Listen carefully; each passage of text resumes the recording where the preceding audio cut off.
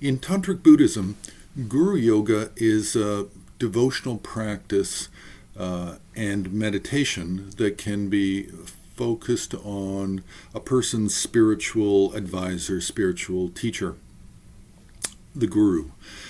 And there's many different ways that this can be done. It's very abstract, and it's not easy to really describe. In the most basic, in the most fundamental texts that teach Guruyoga, then it's based primarily on the 5 symbolic Buddhas, or the 5 Buddhas that would be at the 5 directions of a mandala. The 5 symbolic Buddhas, or Buddha Vajradhara, or Samantabhadra for the Nyingma.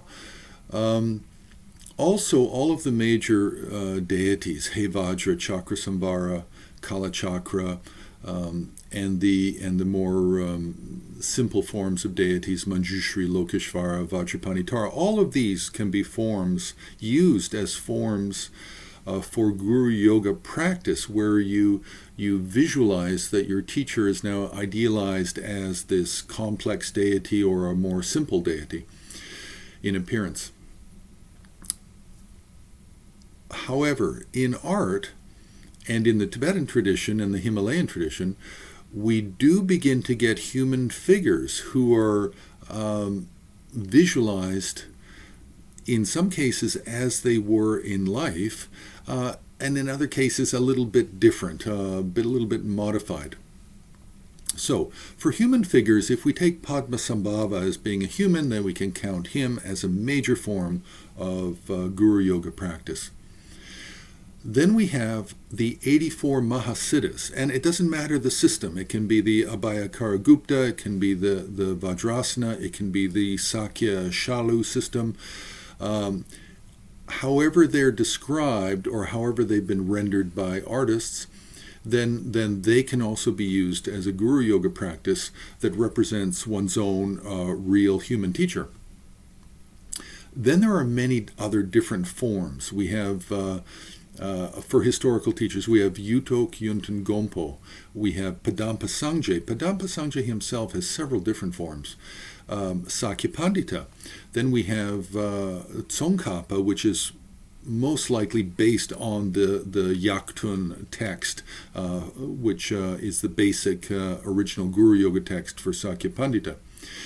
We have Marpa, Milarepa, Karmapakshi, almost anybody in a lineage, anybody in a Chakrasamvara lineage, all of these can be used as an idealized form of one's own real teacher.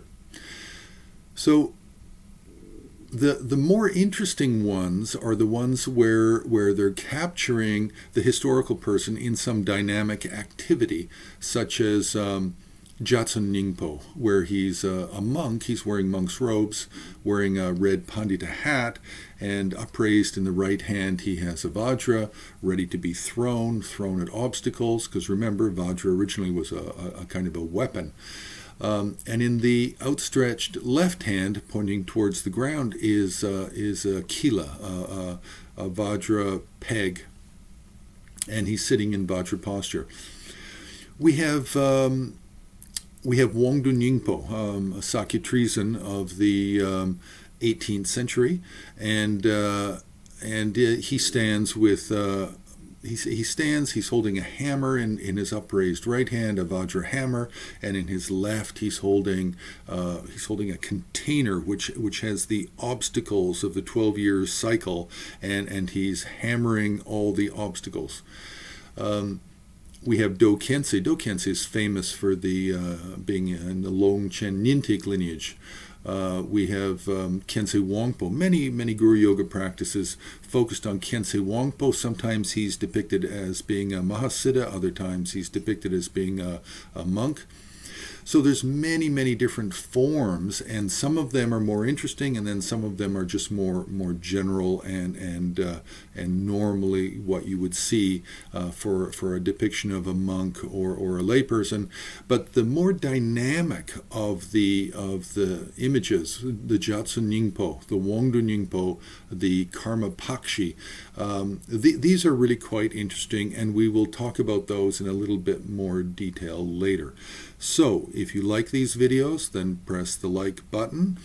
You can comment, you can share, you can also subscribe to this channel. We really appreciate it when people help to support the work we do. We're a not-for-profit 501c3 based out of the United States. And you can help by joining our Patreon account, HAR on Patreon, and there you will get longer videos, you'll get unpublished essays, unpublished videos, unpublished images, and just more interesting and longer content.